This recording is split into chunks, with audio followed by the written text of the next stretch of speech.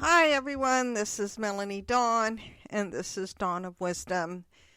Today I want to talk about anger.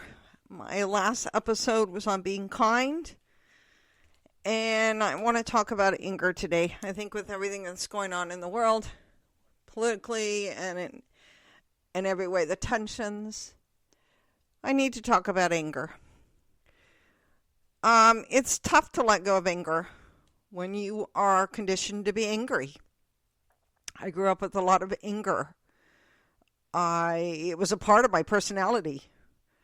You're raised by angry parents. You experience something tragic in your life that hurt you, and you had no other outlet or understanding. You just felt angry. You grew up feeling hurt, fear, abandonment, etc., and it all turned into anger. I know it did with me. Who breaks the cycle? Who makes the choice to say fuck you to that anger inside? The thing about anger is it becomes your personality. It can't help but show from head to toe. I'm not a doctor. I'm not a therapist. I am someone who grew up angry and went to therapy many times. I saw doctors a lot of my life. And it all came down to my own anger. My choice to stop my inside rage came when I started to take responsibility. Anger, according to Psychology Today, and a lot of this is from Psychology Today, anger is one of the basic human emotions like happiness, sadness, anxiety. These emotions are, they're tied to basic survival.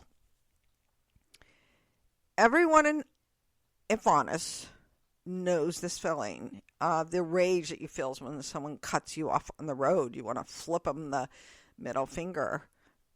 You want to say, fuck you. I've done it. I do it.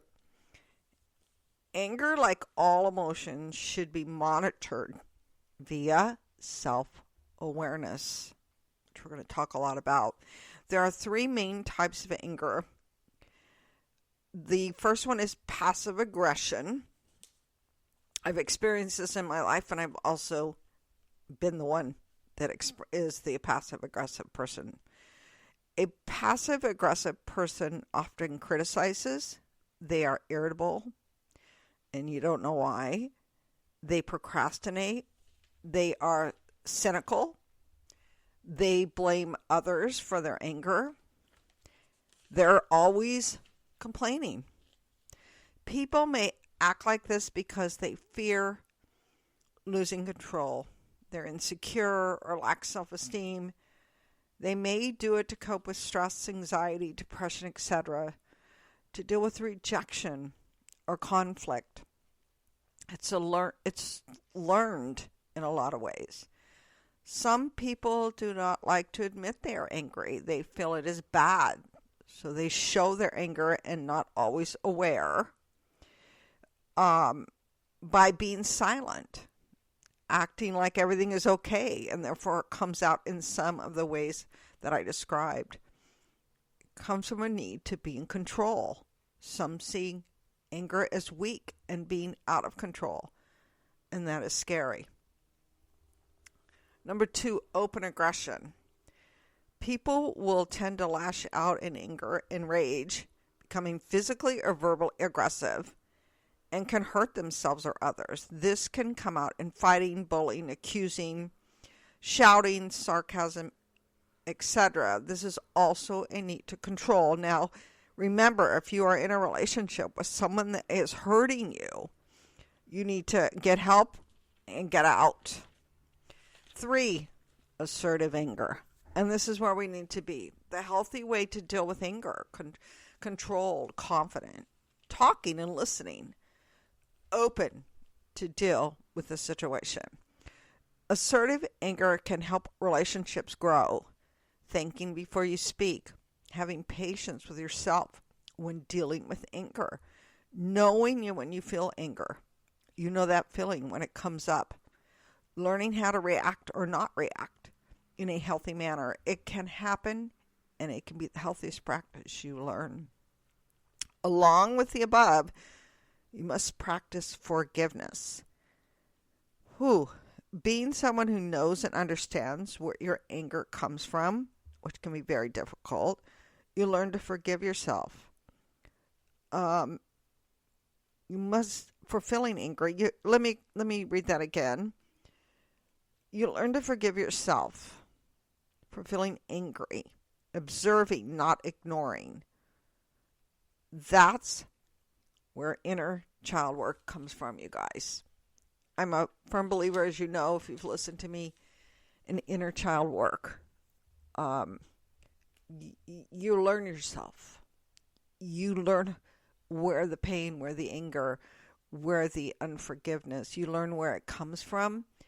That doesn't make it okay. It just gives you a awareness, a self-awareness of where it comes from.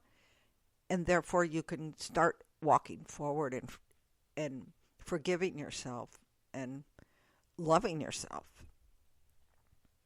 We talk about inner child work a lot, and it can be hard fucking work. But it'll save you. It'll bring much happiness. Isn't that what we all want? Anger, both direct and indirect, is meant to communicate something important to you. Let me explain. People want to be heard. But when anger is involved, it can lead to aggression. People often think passive aggression communication is better or nicer. It's not. In fact, it can be worse. The French have a wonderful expression.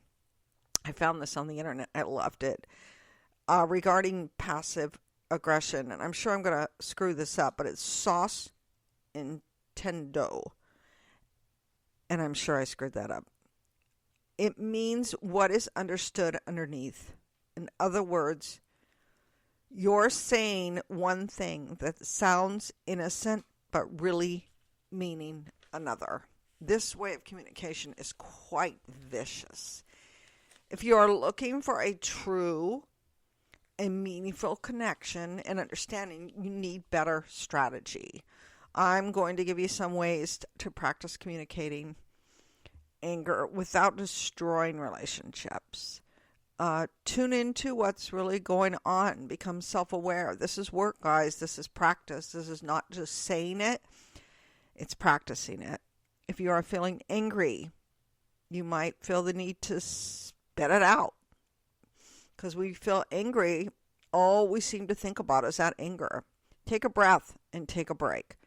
Anything to step away from the situation and regain composure. When I feel angry stirring me, this is what I do. I take a break, I walk away, and I breathe. 2, try to understand your emotion. This is when your inner child work excels. Ask yourself why. Where does it come from? Your inner child knows. Doing inner child work will teach you awareness and forgiveness. Figure out if you're misplacing blame. It's easy to blame someone for how we feel. If you do not take responsibility for your own anger, you will push people away. I've done it. It's the way it is. Now, as someone who feels everything, I often ask myself, is this my anger or is this someone else's anger? I take responsibility for mine. I take responsibility for what I feel, but I do not, or I try not to take on others' angers. I will walk away. I'll stop, breathe, and I'll be curious. Being curious, become curious as to why you're feeling angry. Go for a walk. Lie on your mat. Sit in meditation and ask why. Your anger is yours. It does not belong to someone else. It is yours. Be curious about it. Learn what is your anger and let the other go. After many years of practice, you will learn to identify your own anger and to take responsibility. Have compassion. You can develop understanding and a deeper connection to others by having compassion. It's a big one for me. When we lash out, we disrespect ourselves and others. Your opinion is your opinion. You really have no idea what other people feel, what they're thinking. You really don't. But when we have compassion, when we respect someone else's opinion, we have compassion for them, it helps. It helps tons. You practice compassion for yourself and then for others. You choose to be angry. It's control. Being angry is easier than being vulnerable, but it does not feel as good. It might feel safe for you for a while, but inside it is hurting you. Anger keeps us trapped. Start being curious about your own anger. Stop trying to figure out why someone else is angry or why you're angry at them, and start feeling compassion for yourself, and then compassion for others will come. Get in a healthy habit. Think before you speak. If I feel angry, I exercise. I take a time out. I become curious about why.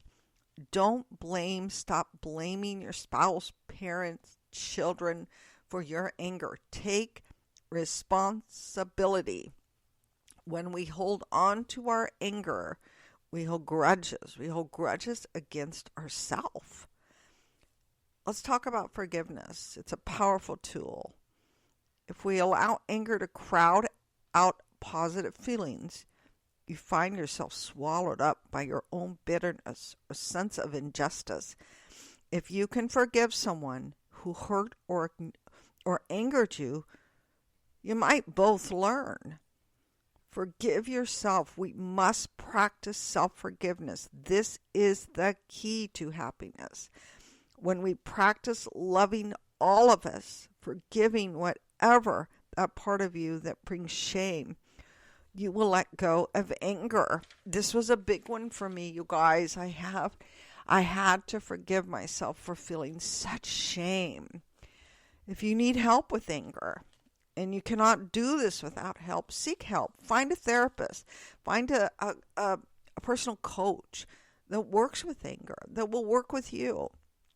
Talk to a friend that is honest with you, not someone that agrees with you. Some people make phone call after phone call till they find someone who agrees with their anger. No. Find that friend that tells you the truth. I have someone like that, and I love it. Read about it. Educate yourself on it. Music. Build a list that is your story. Start building a music list. Name it what you want and build your story and listen to it. Go on long walks and listen to it. Become self-aware. Be curious about yourself. Anger and all. Do inner child work. This is a big one from me. I recommend inner child work to everyone.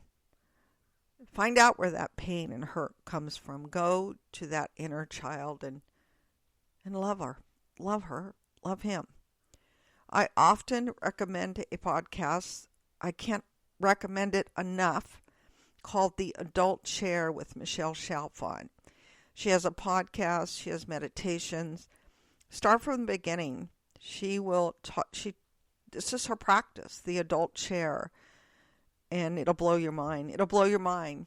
And she has such grace and vulnerability, and it's fascinating to learn about inner child work. All right, you guys, enough about anger. So I'm going out on my daily walk. I'm going to breathe in nature. I'm going to get curious about my own shit. I love it. We all want to feel good. Being angry is not fun. Let's find ways to heal, to understand, to be curious, to forgive, and to be happy. All right. Dawn of Wisdom, one word, on Instagram. I'd love to hear from you. Listen to my podcast, review. This has been fun. Guys, have a great week and love ya.